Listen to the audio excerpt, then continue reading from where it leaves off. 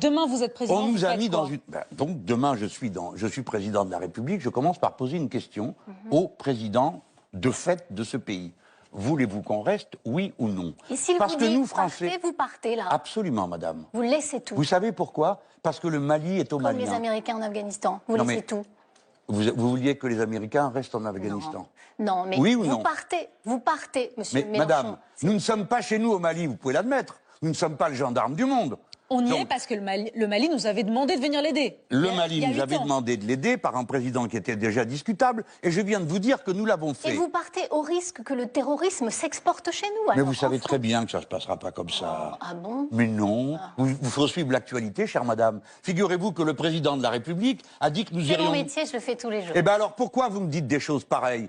Vous savez comme moi que le président de la République a déjà décidé, madame, a déjà décidé que les troupes françaises s'installeraient au Niger et au Tchad.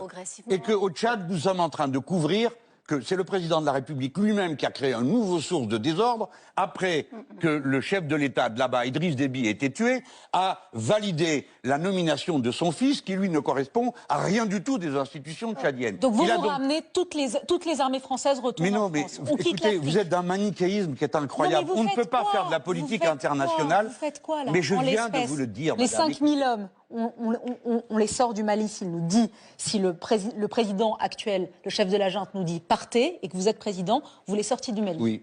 Et le Mali n'est pas... On les met autour ou on les ramène en France? C'est quand même incroyable. Mais vous croyez qu'on est chez nous? Vous croyez qu'on fait ce qu'on veut? Absolument pas. Alors on sort du Mali, on dit tiens on va aller chez le voisin, on va aller là. Absolument pas. Que vous... Eh ben alors, il faut respecter les gens. Le Mali appartient aux Maliens. La première question que je pose, c'est vous voulez qu'on reste ou qu'on s'en va? On s'en va si vous voulez. D'accord, monsieur. Nous on ne reste, pardon, nous on ne reste français. Nous ne laissons nos troupes que si vous organisez des élections dans un délai qui est convenu avec l'opposition. Et nous sommes prêts à vous aider à avoir des élections normales. Maintenant, si vous nous dites de partir, nous partons. Et si le voisin nigérian nous demande, restez s'il vous plaît au Niger, alors nous discutons. Mais nous ne pouvons pas décider, nous Français, depuis Paris, que puisqu'on s'en va du Mali, on s'installe au Niger et au Tchad. Je ne suis pas d'accord. Ça, c'est la France-Afrique, mais pire que tout. Parce que la France-Afrique, pour moi, c'est des affaires. Ça s'appelle du militarisme pur et simple. J'ai une question un petit peu plus précise pour vous, monsieur Mélenchon. Vous vous étiez dit très très choqué quand François Hollande avait admis qu'il avait ordonné des assassinats ciblés. Ce sont les fameux assassinats ciblés. Vous, président de la République, monsieur Mélenchon, des militaires entrent dans votre bureau et vous disent nous avons repéré un chef terroriste. Quel est votre... il vous demande l'autorisation de l'abattre. Que décidez-vous, monsieur Mélenchon, oui ou non? Non. Non. On le capture. C'est très clair. S'il le faut, ça dépend où on est. Mais madame, de quoi êtes-vous en train de parler? D'un terroriste qui serait où? En France ou ailleurs? À l'étranger. À l'étranger. Donc nous tuons des gens à l'étranger. Avec l'autorisation de qui? Vous savez très bien que ça existe. Vous, à l'épreuve du pouvoir, vous direz non. Madame, l'épreuve du pouvoir m'empêcherait de vous répondre. Mais puisque vous voulez à tout prix me faire répondre, alors je vous réponds comme homme, non. Je ne suis pas d'accord pour que la France organise des assassinats dans les autres pays. Voilà.